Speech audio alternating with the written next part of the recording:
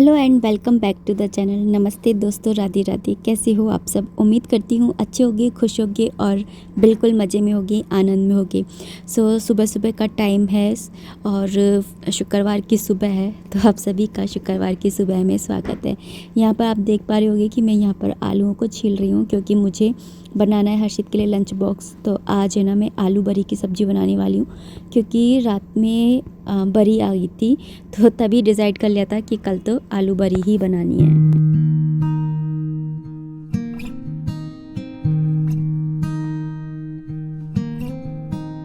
Good morning and welcome back to the channel. नमस्ते दोस्तों, राधे राधे। कैसे हो आप सब? उम्मीद करती हूँ अच्छे होगे, खुश होगे और बिल्कुल मज़े में होगे। आज है फ्राइडे मॉर्निंग और हर्षित को स्कूल जाना है, उसका लंच बॉक्स रेडी करना है, इसलिए मैं सुबह जल्दी उठ गई थी। और सुबह जल्दी उठ जाओ ना तो सारे काम आराम से हो जाते हैं, नहीं तो एकदम से इतनी भागा दौड़ी हो जाती है ना कि आपसे बात तक नहीं कर पाती हूँ। लेकिन आज मैं बिल्कुल टाइम से उठ गई थी 4 बजे, और क्योंकि 4 बजे उठ गई तो सारे काम अच्छे से हो गए, झाड़ू पोछा सब हो गया है बाहर तक। और ना अब बस मुझे ना बनाने हैं, लंच बॉक्स की तैयारी करनी है, और बीच में जाकर के कपड़े वगैरह भी सुखाए होंगे, और कृषि को जगाना है, मंदिर की सफाई वगैरह करनी है आज। तो ढेर सारे काम है, तो चलिए ना करते हैं काम स्टार्ट भगवान का नाम लेकर। श्री गणेशाय नमः। ना रात को ये बरी लेकर के आ गए थे, ये सोयाबीन के ये चंक्स होते हैं ना, ये तो बरी लेकर के आ गए थे। हम बरी बोलते हैं, तो हम बरी लेकर के आ गए थे। तो आज है ना यही बना रही हूँ, क्योंकि ये अच्छी भी होती है हेल्थ के लिए, और हर्षित है ना काफ़ी दिन से बोल भी रहा था, तो मैं आज उसको लंच बॉक्स में यही सब्जी जो है वो बना करके दूँगी।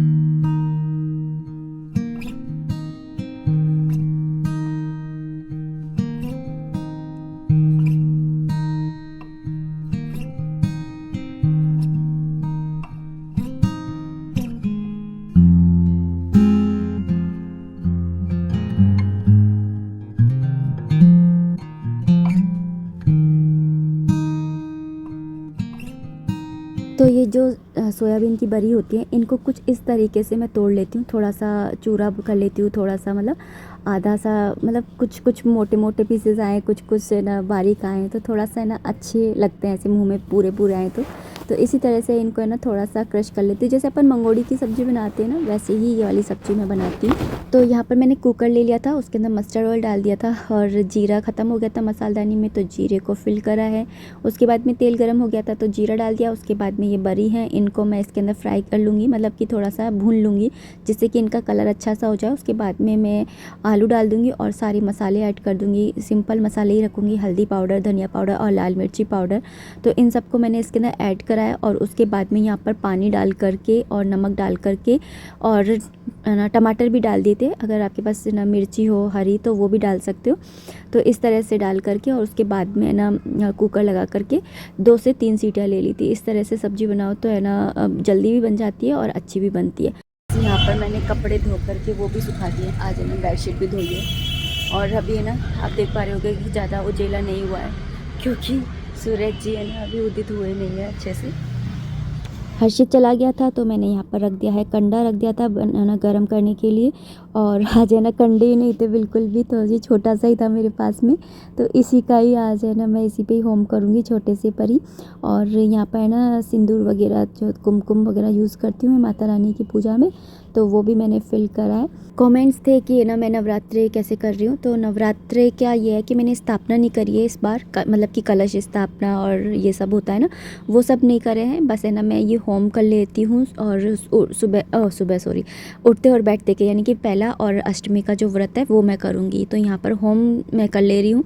तो होम के लिए यही है कि सबसे पहले चावल रख देती हूँ, और उसके ऊपर है ना फिर जिसके अंदर मुझे करना होता है हवन, उस प्लेट को रख देती हूँ।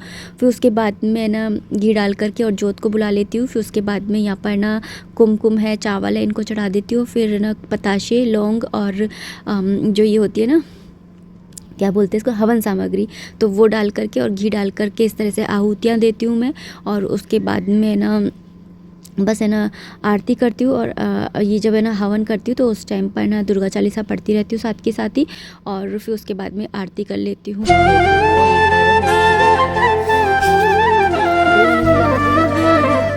शीतला अरु विज्ञानी, दुर्गा दुर्ग विनाशिनी माता, तू ही लक्ष्मी जग सुखदाता, तू ही जानवी अरुत्राणी, हेमावती अम्बे निर्वाणी अष्टभुजी वाराहिनी देवी विंध्यवासिनी जया और वेजा वैताली मात संकट अरु विकराल। हो गई है पूजा, अभी जस्ट कंप्लीट करी है और अभी मैं बस है ना कृषि को दूध का भोग लगाऊंगी। दूध तो मैंने सुबह ही निकाल लिया था, है ना। हर्षित को गर्म करती हूँ ना सुबह सुबह दूध, तो पहले मैं कृषि का निकालती हूँ, फिर उसके बाद में मैं जो है हर्षित का निकालती हूँ। मतलब दोनों का ही साथ निकालती हूँ, लेकिन इनका भी निकाल देती हूँ इसी समय पे, क्योंकि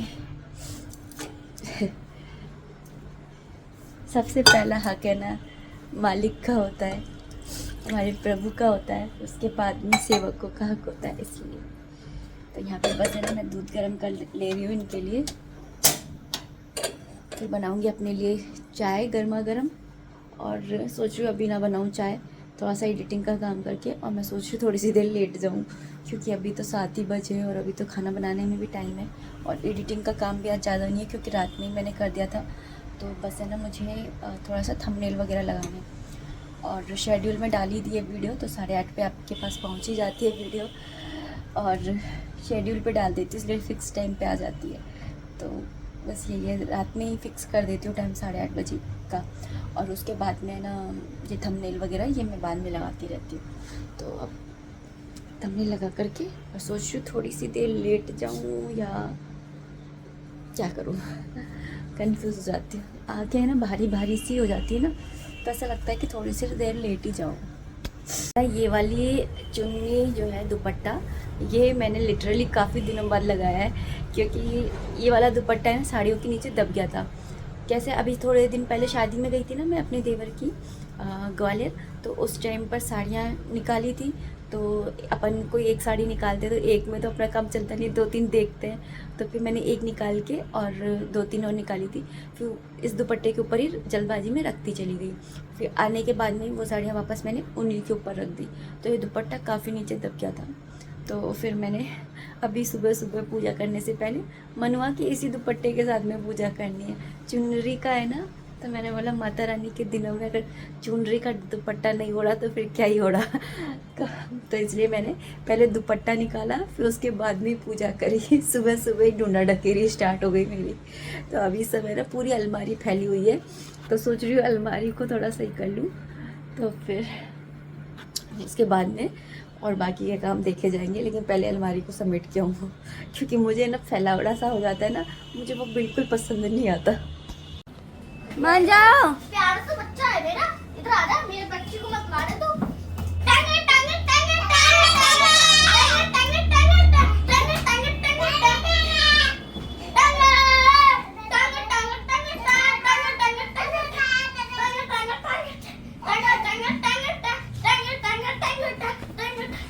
बच्चों का उधम देख लिया, अब शैतानी करवा ली। अब उसके बाद में यहाँ पर वापस से आ गई हूँ काम पर मतलब अपने अभी है ना नवरात्रि के फर्स्ट डे पर ही है ना मैंने बेडशीट वगैरह चेंज करी थी। लेकिन ना पता नहीं क्यों मैं जो है ना ग्रीन वाली बेडशीट बिछाती हूँ ना, ये वाली बेडशीट को लेकर के पता नहीं क्यों मेरे मन में है ना इतना वो है ना वहम कि जब भी बिछाती हूँ ना हम लोग है ना बीमार हो जाते हैं।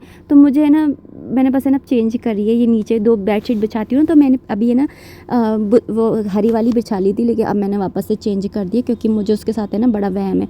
मैं बड़ी वहमी हूँ पता नहीं क्यों। आप लोगों के साथ में भी ऐसा होता है क्या, किसी चीज़ को लेकर के आपके मन में भी वहम बैठ जाता है तो बैठ ही जाता है। तो वही है। तो यहाँ पर बस है ना अभी मैंने बेडशीट चेंज करी है, ऊपर की नहीं करी है, क्योंकि ऊपर की तो अभी मैंने है ना पहले नवरात्रि पे करी थी, इसलिए मैंने ऊपर की नहीं करी है, नीचे की चेंज करी है।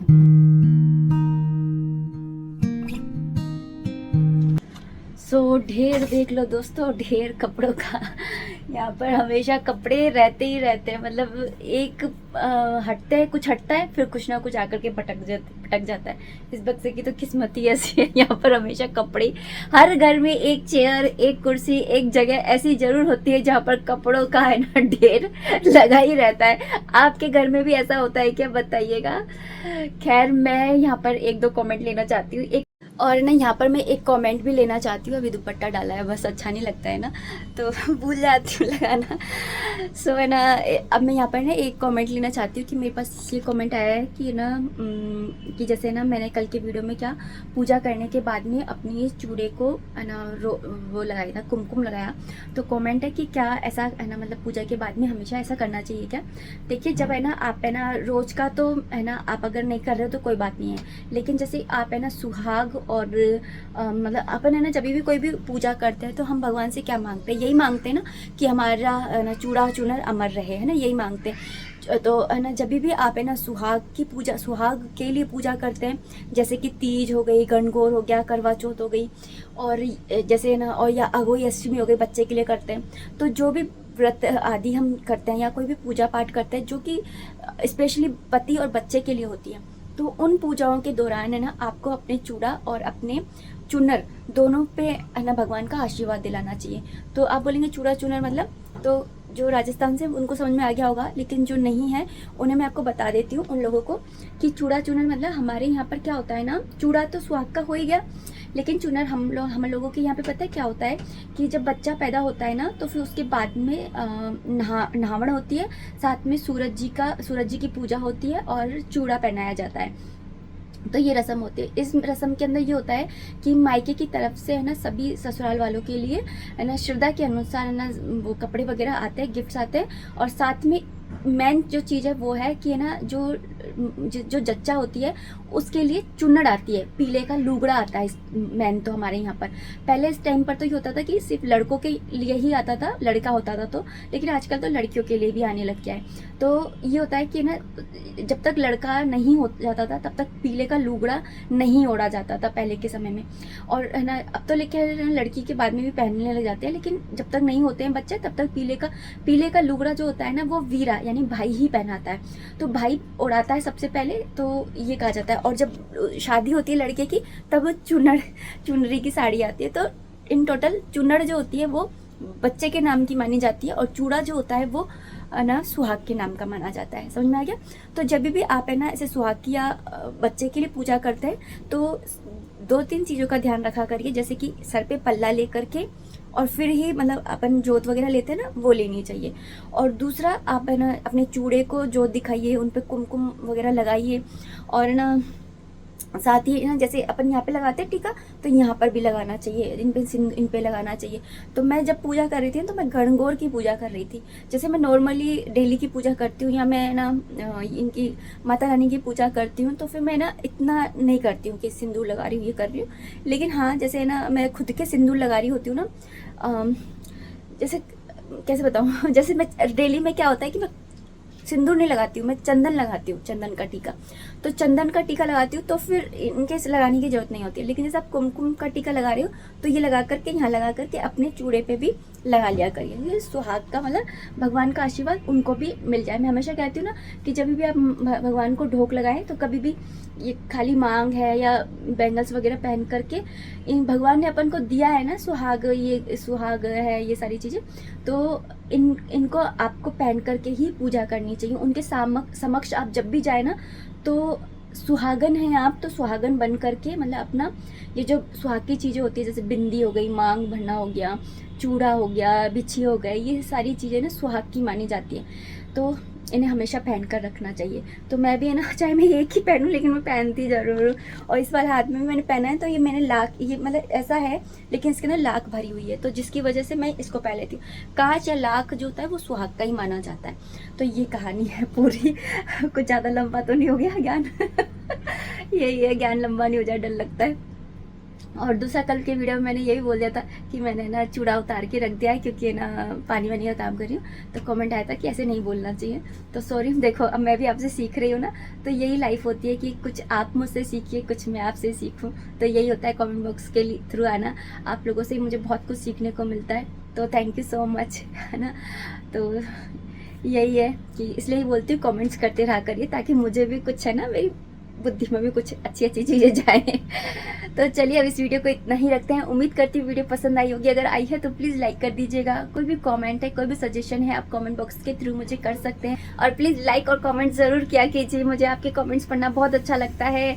आपसे बहुत कुछ सीखने को मिलता है। क्या ही बोलूँ, इतना फोर्सफुली बोलती हूँ ना। कमेंट ज़रूर किया करिए, लाइक करके ही जाया करिए ताकि मुझे इंस्पिरेशन मिले, नेक्स्ट वीडियो बनाने के लिए मोटिवेशन मिले। तो प्लीज़ लाइक और कमेंट्स जरूर किया कीजिए। मिलते हैं नेक्स्ट वीडियो में, तब तक के लिए राधे राधे, हरे कृष्णा।